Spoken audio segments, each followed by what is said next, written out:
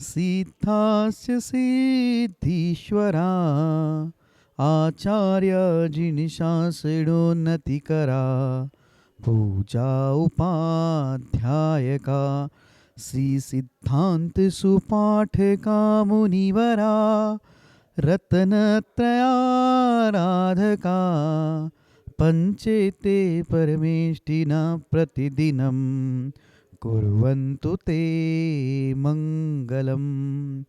अनंत अनंत परम सिद्ध भगवान की जय। 1000 श्री आदिनाथ भगवान की जय। अंतिम तीर्थेश भगवान महावीर स्वामी की जय। आचार्य भगवान गुरुवर श्री विशुद्ध सागर जी महाराज की जय। सम्यक समाधान प्रदाता मुनिषि सुप्रभ सागर जी महाराज की जय। मुनिषि प्रणत सागर जी सौम्य सागर जी मुनिराज की जय। जय जन बंधुओं, हम सभी यहाँ उपस्थित हुए हैं देश के लोकप्रिय कार्यक्रम सम्यक समाधान के लिए। एक ऐसा कार्यक्रम, एक अनूठा प्लेटफॉर्म जिसके माध्यम से हम सभी के मन में उठने वाले जो विकल्प है उस विकल्पों का सम्यक समाधान मुनिश्री अपने मुखारविंद से हम सभी को प्रदान करते हैं। कितने अहोभाग्य के वह क्षण होंगे जिस क्षण में अपने मन में उठने वाले विकल्पों का समाधान पंचम परमेष्टि साधु परमेष्टि के मुखारविंद से हम सभी को प्राप्त होता है। अगर आप इस कार्यक्रम से जुड़ना चाहते हो या कार्यक्रम के माध्यम से अपने मन में उठने वाले विकल्पों का समाधान चाहते हो तो कार्यक्रम में नीचे जो पट्टी पे स्क्रॉल पे या फ्लिप पे जो हमारे नंबर चल रहे हैं, हमारे ईमेल आईडी है, उसके माध्यम से आप अपना विकल्प हम तक पहुंचा सकते हैं।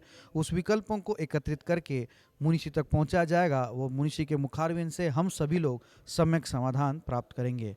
सम्यक समाधान के माध्यम से आप अपने विकल्पों का समाधान प्राप्त कर ही सकते हैं एवं उस विकल्प के कारण अन्य लोगों के मन में जो विकल्प है उसके विकल्पों का भी समाधान हम सभी प्राप्त कर सकते हैं। तो आप जल्द से जल्द अपने मन में उठने वाले विकल्पों को हम तक पहुंचाएं और हम सभी लोग उस विकल्प का सम्यक समाधान मुनिषी के मुखारविंद से प्राप्त करेंगे। मुनिषी के चरणों में नमोस्तु करते हुए आज के उस कार्यक्रम को, लोकप्रिय कार्यक्रम की शुरुआत करते हैं। मुनिषी प्रणत सागर जी महाराज से निवेदन करते हैं कि हे स्वामी, आज के कार्यक्रम को गति प्रदान करते हुए संचालित करें। नमोस्तु नमोस्तु नमोस्तु। ओम नमः सिद्धेभ्यः। विजितमदनकेतुं निर्मलं निर्विकारं रहते सकलसंगं संयमासक्तचित्तं सुनयनिपुणभावं ज्ञाततत्त्वप्रपञ्चं जनममरणभीतं सद्गुरु नौमि नित्यम्। जनम मरण भीतुम मम गुरु नौमि नित्यं। जनम मरण भीतुम विशुद्ध गुरु नौमि नित्यं। बोलिए अनंतानंद सिद्ध परमेष्टि भगवान की, आचार्य भवन 108 विशुद्ध सागर जी महामुनि राज की, पूज्य मुनिषी सुप्रभ सागर जी प्रणत सागर जी महाराज की।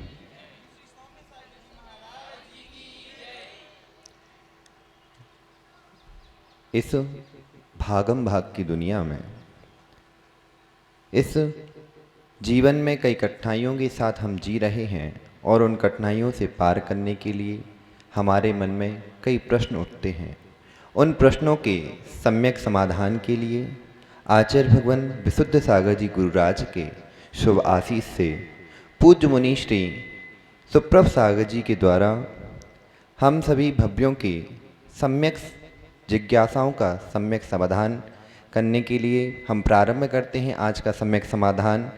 प्रथम प्रश्न है अंकिता जैन छतरपुर मध्य प्रदेश से। उनका प्रश्न है कि भगवान आपके श्री चरणों में त्रैवार नमोस्तु।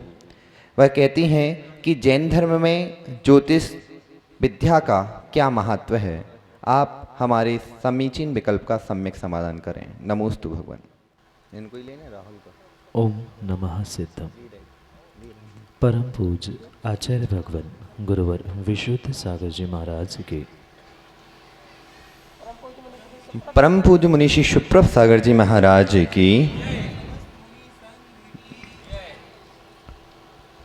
ज्योतिष विद्या मात्र किसी एक दर्शन, एक धर्म से संबंधित नहीं है, अपितु कहीं न कहीं जो ये ग्रह नक्षत्र तारे आदि है उनका जीव द्रव्य पर किस प्रकार से प्रभाव पड़ता है उस पर ये निर्भर करता है कि ज्योतिष आदि कब कहाँ कैसे हुआ करता है। भले ही अनेक दार्शनिकों की, अनेक धर्मों की भिन्न भिन्न मान्यता इस ज्योतिष को लेकर है, पर जैन धर्म में भी पूर्ण रूप से आचार्य भगवंतों ने इस ज्योतिष का महत्व कहा है।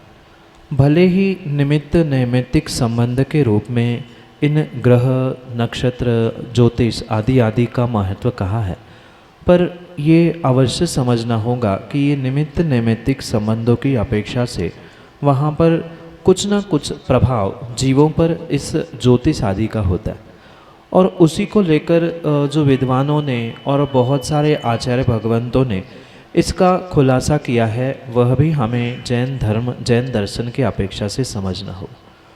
और मात्र विद्वानों ने और आचार्यों ने ही नहीं, अपितु जो भगवान की दिव्य ध्वनि घिरी, उसमें जो द्वादशांग जो श्रुत के भेद आदि बनाए हैं, उसमें भी कहीं न कहीं इस ज्योतिष विद्या का विशेष स्थान हमें प्राप्त होता है।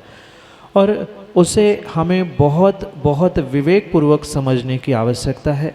वर्तमान में बहुत सारे जीव उस ज्योतिष विद्या को ही सब कुछ मानते हुए उसके पीछे पागलों जैसे दौड़ रहे हैं। कुछ ज्योतिष विद्या को मानना ही नहीं चाहते। कहीं ना कहीं दोनों भी भ्रांति में हैं, कहीं ना कहीं दोनों भी विवेक रहित कार्य कर रहे हैं। इसलिए कुछ अंशों में ज्योतिष को निमित्त नैमित्तिक संबंधों से समझते हुए ये अवश्य समझे कि जो ये ग्रह नक्षत्र है, जो कि ज्योतिष देवों के विमान होते हैं और ढाई द्वीप में उनका जो गमनागमन होता है, उनके गमनागमन के निमित्त से जीव के परिणामों में प्रभाव होता है।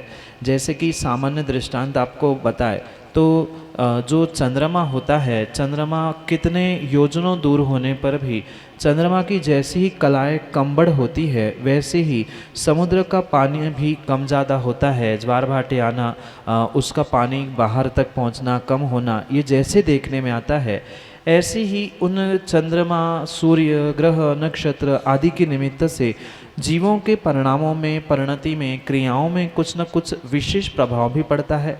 और उसका गणित ही ज्योतिष के माध्यम से समझाया जाता है, जो कि मात्र निमित्त नैमित्तिक के रूप में ही स्वीकार करना होगा।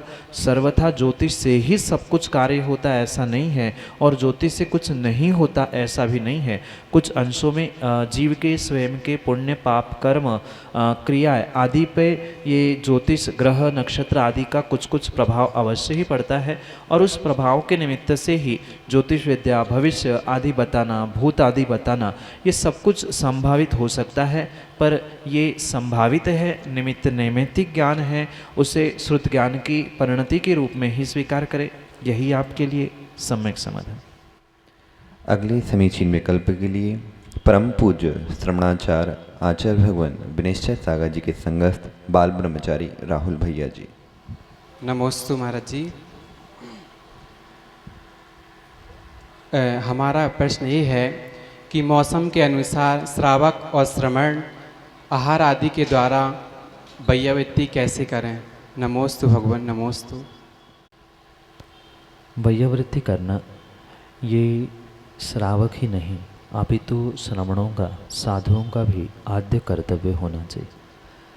आचार्य भगवंतों ने तो इतना कहा है कि जो श्रावक या जो साधु कभी भी किसी साधु की, श्रावक की, त्यागी व्रति की वैयावृत्ति नहीं करता, वह इस धरा पर भार समान है। और वैयावृत्ति का श्रेष्ठ साधन मुनिराजों की आहारचर्या आदि करवाना, स्वयं चौका लगा के या जैसा जहाँ अनुकूल समय स्थान हमें मिले उसके अनुसार स्वयं के द्रव्य का दान देते हुए या उत्कृष्ट रीति से उसका शोधन कराते हुए मौसम, प्रकृति आदि समझते हुए कार्य करना, ये श्रावकों के लिए वैयावृत्ति का एक श्रेष्ठतम साधन कहा। क्योंकि बाकी सब निमित्तों से तो वैयावृत्ति होना स्वाभाविक बात है, पर अगर आपने मौसम, प्रकृति, चाहे साधु की प्रकृति हो, मौसम की प्रकृति हो, इन सबको देखते हुए उनका निर्विघ्न आहार करवाया है, तो पक्का मानना आपने उनके लिए अभय दान, औषध दान, शास्त्र दान और आहार दान, चारों दानों को देते हुए स्वयं का भी और सामने साधु का भी श्रेष्ठतम उपकार ही किया। ऐसे समय में जब आहार दान आदि देने का मौका मिलता है तो आपको साधु की भी प्रकृति और वर्तमान में जो बाहर की प्रकृति जिसे सामान्य भाषा में मौसम कहा जाता है उसे समझते हुए ही आहार बनाना और आहार करवाने की आवश्यकता है। माना कि ठंड के समय चल रहा है, उस ठंड के समय में आपको सामने वाले साधु की क्या प्रकृति है, उसका स्वास्थ्य कैसा है, उसकी उम्र क्या है, उसका पढ़ाई आदि आदि का तरीका क्या है, इन सभी बातों को सामने रखते हुए ही ये निर्णय करने की आवश्यकता है कि उस समय पर उन साधुओं को हमें किस प्रकार से आहार करवाने चाहिए। क्योंकि सभी मौसम का भोजन एक समान नहीं होता है। जो गर्मी का समय होता है उस समय पर तरल पदार्थों की मात्रा अधिक करते हुए वहाँ मुनिराजों को भी तरल पदार्थ अधिक ग्रहण करना पड़ता है। इसलिए तरल पदार्थों में बहुत सारे प्रकार बनाकर उनका पेट भरे ऐसी व्यवस्था गर्मी के दिनों में करनी चाहिए। ठंड के दिनों में अधिक से अधिक ऐसी सामग्री होनी चाहिए जिससे ठोस उनका पेट भरे, ऐसे जो सामने वाला पचा सके। क्योंकि माना कि सामने वाला साधु 75-80 साल का है और आप उसको बादाम का हलवा खिलाओगे तो वो पचा नहीं सकते। वही 25-30 साल की उम्र का साधु है, पढ़ाई लिखाई कर रहा है, साधना उपवास आदि चल रहा है, उनके लिए गरिष्ठ चीज़ें बादाम का हलवा आदि आदि दोनों प्रकार की प्रकृतियों को देखते हुए ही आपको व्यवस्थित करने की आवश्यकता है। क्योंकि आप संघस्थ है और संघ में रहते हैं तो इस बात को आपको विशेष रूप से ध्यान रखना होगा कि साधु का कैसा स्वास्थ्य है, उसके अनुसार भोजन भी उनको उस प्रकार से ही देना चाहिए। और ये बात बहुत अच्छे से मैं तो कहना चाहता हूँ कि सीधा सा गणित इतना है आहार कराते समय कि श्रावक स्वयं के लिए कैसा भोजन बनाता है और कैसा स्वयं करता है, बिल्कुल वही सोचकर ही साधु के लिए भी आपको उत्कृष्ट से उत्कृष्ट भोजन बनाना और कराना चाहिए। क्योंकि आप भी कभी ठंड के दिनों में ठंडा भोजन नहीं करते हैं, जबकि साधु को करते समय लगभग यही होता है कि सुबह 8 बजे बना लिया और 10 बजे हम आहार करवा रहे हैं। तो इतना विवेक रखने की आवश्यकता है कि कम से कम जो भोजन बना है वो ठंडा ना हो। इसका मतलब ये नहीं है कि साधु चौके में पहुँचे और फिर हम गर्म करें, ये व्यवस्था आगमोक्त तो नहीं है। व्यवस्था ही ऐसी होनी चाहिए कि भोजन बनाने के बाद भी उसको इतनी व्यवस्थित तरीके से गर्म रखा जा सकता है जिसके माध्यम से वह साधुओं की समिति में दोष भी ना लगे, उनकी आहारचर्या भी व्यवस्थित हो जाए। क्योंकि जितनी अच्छी उनकी आहारचर्या होती है उतनी ही दिन भर की साधु की साधना भी अवश्य ही उत्कृष्ट होती है। और साधु की जितनी उत्कृष्ट साधना होगी उसका छठा हिस्सा भी आपको लगेगा, अनुमोदना का भी पुण्य मिलेगा, वैयावृत्ति का फल मिलेगा, दान का भी फल मिलेगा। इसलिए ये विवेक पूर्वक कार्य आपको करना होगा। गर्मी के मौसम में आप सोचे कि महाराज ने गर्म कहा है तो गर्मी के मौसम में आप गर्म खिलवाओगे तो उनको स्वास्थ्य और ख़राब हो जाएगा। तो ये सब कुछ मौसम देखते हुए ही आपको करने की आवश्यकता है। क्योंकि आपने मेहनत तो बहुत समय से की, पर मेहनत कब कहाँ किस प्रकार से करनी है ये भी आपको समझने की आवश्यकता है। क्योंकि जैसे घर में कोई मेहमान आते हैं, रिश्तेदार आते हैं, तो उसको देखकर आप भोजन बनाते हो। क्योंकि माँ समझदार होती है और गृहिणी विशेष करके सामने वाले के मतलब बच्चा है, युवा है, प्रौढ़ है, उसके हिसाब से ऐसा भोजन बनाती है, परोसती है। बिल्कुल ऐसा ही आचार्यों ने कहा है कि आहार कराते समय श्रावक को अपने आप को माँ और साधु को अपना बेटा मानते हुए ही बहुत विवेक पूर्वक आहार कराने की आवश्यकता है। किसके ऊपर क्या नहीं चलाना, किसके साथ क्या चलाना आदि का भी विवेक रखते हुए अगर ये आहार दान की वैयावृत्ति आप श्रेष्ठतम करोगे तो विश्वास मानना आने वाले समय में भी आप अपने शरीर, मन और सभी विषयों में तंदुरुस्त रहोगे। यही आपके लिए सम्यक समाधान। अगले समीचीन विकल्प के लिए ऋतिक जैन टीकमगढ़। महाराज जी के चरणों में नमोस्तु। मेरा समीचीन प्रश्न यह है कि हम जब भगवान की स्तुति करते हैं, स्तुति वंदना पाठ संस्कृत भाषा में करते हैं जिसको हम समझ नहीं पाते, क्या उसका फल हमें मिलेगा या नहीं? नमोस्तु महाराज जी। भगवान की स्तुति वंदना पाठ आदि आप किसी भी भाषा में करें, पर अगर आपके भाव वहाँ अच्छे हैं तो आपको नियम से उसका फल मिलेगा। और भले ही हिंदी भाषा में जो आपको पता है, समझ में भी आ रहा है, और ऐसा पाठ करते हुए माना कि आपके भाव नहीं लग रहे हैं, तो उसका फल आपको बिल्कुल भी नहीं मिलेगा।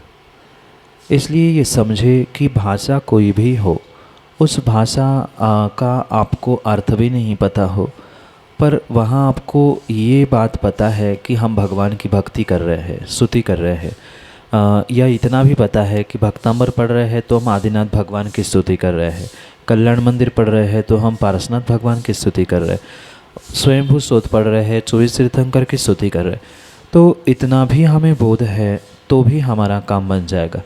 क्योंकि भक्ति भाषा से नहीं होती, भावों से हुआ करती। और उन जितने विशेष भावों को आप उन भक्ति, स्तुति, वंदना आदि करते समय प्राप्त करोगे, उतना ही विशेष विशेष फल भी आपको उसके निमित्त से मिलेगा। इसलिए ज़रूरी नहीं है कि किसी हमें आने वाली भाषा में हम भगवान की स्तुति, वंदना आदि करें। हमें जिस भाषा में मन लगे, कभी हिंदी पढ़ने समय, कभी संस्कृत, कभी प्राकृत, जैसा हमारा मन करे, जैसे हमारे भाव करे, हम वैसा ही भगवान की स्तुति वंदना करें। पर सभी समय में ये ध्यान रखें कि हमारे भाव विशुद्ध होने चाहिए, और उसका अर्थ अगर हम समझ पा रहे हैं तो उसका विशेष फल मिलेगा, ये तो पता ही है। अगर माना कि नहीं भी पता है अर्थ, तो भी हम पढ़ रहे हैं तो मिलेगा ही मिलेगा। जैसे भोजन करते समय भी आपको पता नहीं है कि ये सामग्री, ये सब्जी किससे बनी है, कैसी बनी है, किसने बनाई है, पर फिर भी मुख में रखने से, पेट में जाने से पेट भरता ही भरता है। ऐसे ही भले ही आपको ये ज्ञात नहीं है कि ये कौन सी भाषा में है, किसने लिखा है, इसका अर्थ क्या है, ये क्यों लिखा है आदि कुछ भी पता नहीं है, पर उसका उद्देश्य हमें पता है कि हम तो भगवान की भक्ति कर रहे हैं, हमें तो भगवान की भक्ति से मतलब है। जैसे भोजन करते समय हमें तो पेट भरने से मतलब, ऐसा सोचकर करने से पेट भरता है, ऐसे भगवान की भक्ति को हम भावों को विशुद्ध करते हुए हमें तो भगवान की भक्ति करनी, गुरु से भक्ति करनी, इतना सोचकर हम करेंगे तो उसका विशेष फल भी आपको मिलेगा। जानकर करेंगे उसका अधिक फल मिलेगा, पर इसका कोई दोष नहीं है। यही आपके लिए सम्यक समाधान। अगले समीचीन विकल्प के लिए श्रीमती रंजना जैन, सिंघई, बानपुर। त्रय मुनिराजों के चरणों में कोटि कोटि नमोस्तु नमोस्तु नमोस्तु भगवान नमोस्तु।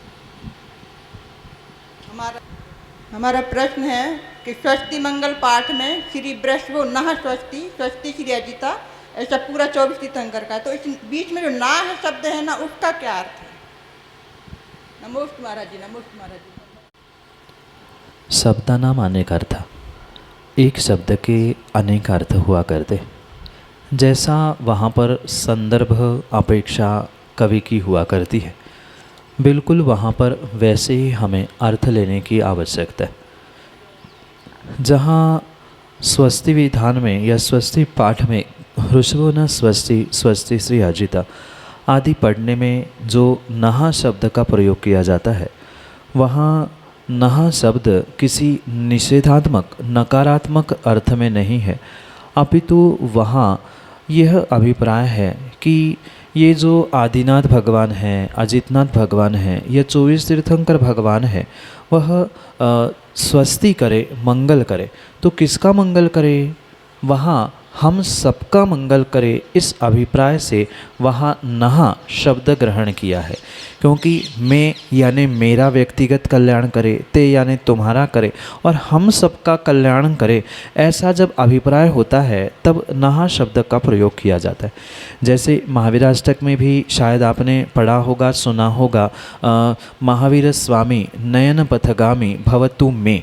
अगर मैं कहा है तो मेरा व्यक्तिगत का आप पथगामी बने, और नहा यानी हम सबके लिए आप पथगामी बने, ऐसा जैसे महावीराष्टक में अभिप्राय है, बिल्कुल ऐसा ही यहाँ स्वस्ति विधान में भी हमें समझना होगा। नहा का अर्थ हम सभी के लिए आदिनाथ भगवान स्वस्ति हो यानी मंगलमय हो, अजितनाथ भगवान हो, संभवनाथ हो, आदि आदि सब क्रम क्रम से करते हुए वहाँ नहा का अर्थ हम सभी के लिए ऐसा ग्रहण करते हुए ये 24 तीर्थंकर भगवान हम सभी के लिए कल्याणकारी हो, यही अभिप्राय है। यही आपके लिए सम्यक समाधान। अगले समीचीन विकल्प के लिए नितिन जैन, बानपुर। महाराज जी के चरणों में कोटि कोटि नमस्तु। महाराज जी हमारा समीचीन प्रश्न यह है कि महाराज जी भैया जी की गोद भराई का क्या महत्व है। नमस्ते महाराज जी। कोई भैया जी जब दीक्षा आदि ग्रहण करने के लिए जाते हैं, ऐसे उन दीक्षार्थी भैयाओं की बहनों की गोद भरना ये एक रस्म माने जाते, क्योंकि जैसे कोई श्रावक श्राविका या कोई व्यक्ति विवाह के पूर्व बहुत सारे मांगलिक कार्यों को प्राप्त करता है, बिल्कुल ऐसे ही दीक्षा के पूर्व भी बहुत सारी मांगलिक क्रियाएं हुआ करती। गोद भरना ये एक सौभाग्य का प्रतीक माना जाता है। जैसे यहाँ उत्कृष्ट द्रव्यों से उन दीक्षार्थियों की गोद भरी जाती है, इसी भावनाओं के साथ भरी जाती है कि आप आज हम तो ये उत्कृष्ट से उत्कृष्ट द्रव्य आपके गोद में भर रहे हैं, पर कल आप साक्षात रत्नत्रय को धारण करते हुए आप अपने गोद को ऐसे ही हमेशा भरे रखना, इसी अभिप्राय से दीक्षार्थी भैयाओं की गोद आदि भरी जाती।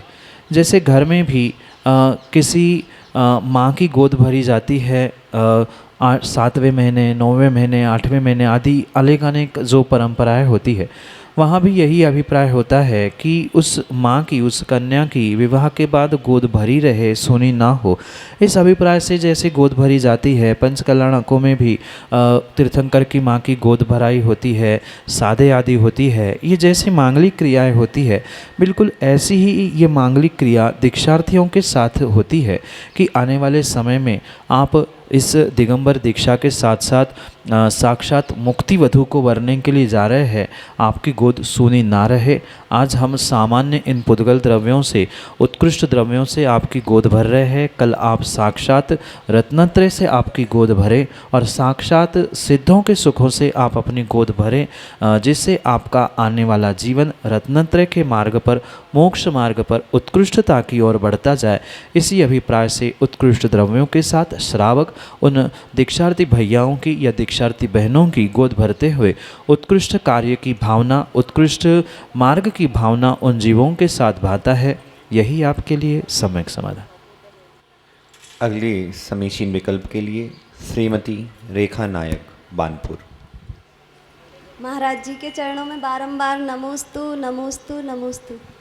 महाराज जी, जैसे माता जी महाराज जी बोलते हैं कि जैसे विधान करना चाहिए, तो जैसे मंदिर में अपन लोगों को टाइम इतना नहीं रहता कि अपन विधान कर लें, तो घर में बोलते हैं कि घर में यानी 5 बजे के पहले विधान पढ़ लो। तो जैसे विधान पढ़ते हैं तो उसमें अर्घ पढ़ना भी ज़रूरी है, घर पर पढ़ सकते हैं कि सिर्फ मंदिर में अर्घ पढ़ना ज़रूरी है। महाराज जी के चरणों में बारंबार नमस्ते। माँ, विधान का अर्थ मात्र कवियों ने लिखे हुए उन पद्यों को पढ़ना इतना बिल्कुल भी नहीं है। विधान तो मंत्रों के साथ ही हुआ करता है, क्योंकि श्रावकों के लिए जो देव पूजा आवश्यक कहा है, उस देव पूजा के आवश्यकों को ही विभाजित करते हुए आचार्यों ने स्पष्ट रूप से समझाया है कि जो प्रतिदिन की जाने वाली भगवान की पूजा है वह सामान्य रूप से अर्चना है। विशेष रूप से जो मांडना आदि बनाते हुए भगवान की आराधना की जाती है, उसे ही विधान या पूजा का स्वरूप आचार्य भगवंतों ने श्रावकों के लिए कहा। और वास्तविकता तो यही है कि विधान का आपको अगर पूर्ण फल चाहिए तो कहीं न कहीं आपको श्री जी, यंत्र जी आदि के सामने ही बैठकर उस क्रिया को क्रियान्वित करने की आवश्यकता। अन्यथा मात्र उन पद्यों को पढ़ लेना, इसका किसी भी प्रकार से कोई भी औचित्य समझ में नहीं आता। अगर उस पद्यों के साथ आप मंत्रों का उच्चारण नहीं कर रहे हैं तो पद्य पढ़ने का क्या मतलब। पद्य तो हिंदी में लिखे हैं, वो कविता जैसे, स्तुति जैसे हमने पढ़ लिए। वास्तविकता में विधान पूजा का मतलब वह जो मंत्र होते हैं, चाहे अर्घ्यम निरूपमेति अष्टद्रव्य के निमित्त से हो, उनके साथ ही करने की आवश्यकता है। पर ये अवश्य समझे, आप चाहे घर में करें चाहे मंदिर में करें, मंदिर में करेंगे तो विशेष फल मिलेगा। घर में करने से कोई पाप बिल्कुल भी नहीं लगने वाला है, पर वहाँ पर भी आप ये ध्यान रखें कि मंत्रों के साथ वहाँ पढ़ेंगे तो आपको विशेष फल मिलेगा। माना कि उस समय आपके पास द्रव्य नहीं है, सामग्री नहीं है, या चढ़ाने की व्यवस्था नहीं है, या अन्य भी कोई आपको विकल्प हो रहे हैं, तो मंत्रों के साथ जहाँ आप स्वाहा पढ़ रहे हैं वही आप नमः पढ़कर अगर मंत्रों को पढ़ोगे तो वह एक अच्छा कार्य होगा, आपका विधान भी पूर्ण माना जाएगा। अन्यथा पद्य पद्य पढ़ लिए तो किसके लिए पद्य पढ़ा? माना कि कोई 64 रिद्धि मुनिराजों का विधान किया और उसमें आपने किस लिए ये पद्य पढ़ा इसका ही बोध नहीं है, मंत्रों का कोई उच्चारण ही नहीं है, तो उसका कोई औचित्य समझ में नहीं आता। इसलिए ध्यान रखें कि घर में भी अगर अपन विधान पढ़ रहे हैं तो वहाँ मंत्रों के साथ ही पढ़ने की आवश्यकता है। पर मंत्रों में आप ये ध्यान रखें कि मंदिर में द्रव्य चढ़ाते हुए अगर हम कर रहे हैं तो पूर्ण रूप से स्वाहा करें। अगर मंदिर में नहीं है और सामान्य रूप से घर में भी द्रव्य के साथ कर रहे हैं, क्योंकि घर में भी बैठे बैठे हम परोक्ष रूप से विधान कर सकते हैं। कई स्थानों में ऐसा भी देखने में आता है कि कुछ विशेष अवसरों पे घर में विधान होते हैं, श्री जी नहीं है, यंत्र जी है, कभी यंत्र जी भी नहीं है, तो ऐसे समय में भी आप स्वाहा करते हुए द्रव्य चढ़ाते हुए पूजा विधान आदि कर सकते हो। माना कि द्रव्य भी नहीं है और फिर भी आपको पढ़ना है और समय बहुत कम है, तो ऐसे समय में भी आप मंत्रों के साथ ही उसका उच्चारण करें, और जितना मंत्रों के साथ उच्चारण करके आप विशुद्धि प्राप्त करने का प्रयास करोगे उतना ही विशेष फल उसके निमित्त से आपको मिलेगा। पर ये भी ध्यान रखें, द्रव्य चढ़ाते हुए स्वाहा बोला जाता है और द्रव्य नहीं है तो वहाँ नमः बोलकर उस मंत्रों को आप पढ़ें, क्योंकि वास्तविकता में फल मंत्रों के द्वारा ही हुआ करता है। मात्र हिंदी पद्यों को पढ़ने से कभी भी विधान का फल पूर्ण रूप से नहीं मिलेगा। हाँ, कुछ अंशों में शुभ उपयोग हुआ, शुभ वचन हुए, इस कारण से कुछ तो फल मिलेगा, पर विधान का फल मंत्रों के उच्चारण के साथ होता है। द्रव्य के साथ विधान कर रहे हैं तो स्वाहा बोलकर मंत्र बोले, और नहीं कर रहे हैं, बिना द्रव्य की कर रहे हैं, भाव विधान भाव पूजा कर रहे हैं तो नमः बोलते हुए उस विधान को पूजा को करे, चाहे स्थान कोई भी हो, तो ही आपको विशेष फल मिलेगा। यही आपके लिए सम्यक समाधान। जय जन बंधु, हम सब लाभ ले रहे थे लोकप्रिय कार्यक्रम सम्यक समाधान का। प्रतिदिन कार्यक्रम का प्रसारण ठीक 4 बजे आदिनाथ टीवी चैनल के माध्यम से होता है एवं 5:13 पे यूट्यूब चैनल सुप्रवाच के माध्यम से होता है। अगर आप घर बैठे अपने विकल्प हम तक पहुंचाना चाहते हो तो हमारा व्हाट्सएप का नंबर 8707548811 नंबर आप नोट कर सकते हैं। 8707548811 यह व्हाट्सएप का नंबर है। इस पे आप अपने विकल्प हमें व्हाट्सएप के द्वारा भेज सकते हैं। आने वाले 28 तारीख से बानपुर अतिशय क्षेत्र क्षेत्रपाल जी में मुनिश्री संघ के सानिध्य में एक भव्य गजरत पंचकल्याणक महोत्सव का आयोजन होने वाला है। आप सभी लोग उस कार्यक्रम का प्रसारण यूट्यूब चैनल सुप्रवाच के माध्यम से देख सकते हैं एवं साक्षात वहाँ उपस्थित होकर मुनिश्री के प्रवचन एवं गजरत फेरी का आनंद भी ले सकते हैं।